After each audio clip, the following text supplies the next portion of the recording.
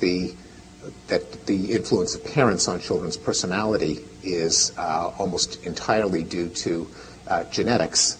Not that personality is all in the genes, but that the portion that's not in the genes doesn't seem to come from the parents either, but from other aspects of the environment. People often equate the environment with parents, but parents are not the only part of the environment that impinges on the child.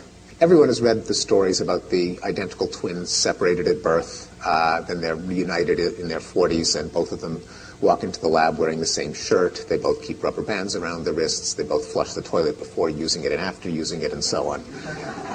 So this shows that, what this shows is that there's definitely an effect of genes on personality, because identical twins share all of their genes, but if they're separated at birth, they don't share their environments.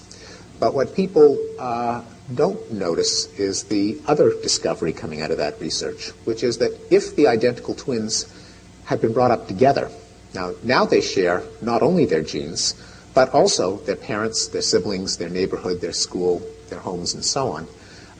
They are no more similar, having grown up together, than if they had grown up apart. That growing up in the same home versus different homes doesn't seem to make siblings more or less alike. Whatever similarity you find in siblings is entirely due to their genes.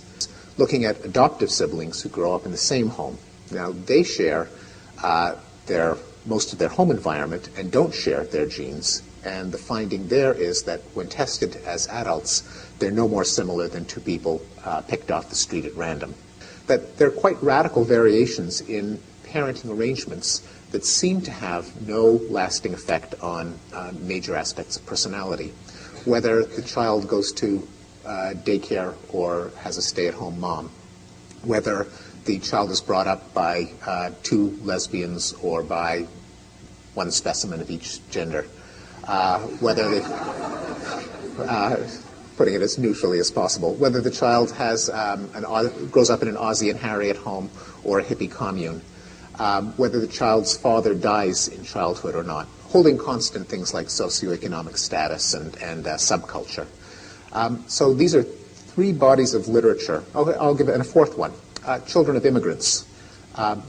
If they have access to a native-born peer group, they will be, as far as we can tell, as well socialized, as socially competent as children of native-born parents. So whiling away your 50 minutes reminiscing about how your parents treated you is may not be the best use of the $120 for 50 minutes. Yeah. How sharper than a serpent's tooth to hear your child make such a fuss. It isn't fair, it's not the truth. He's fucked up, yes, but not by us.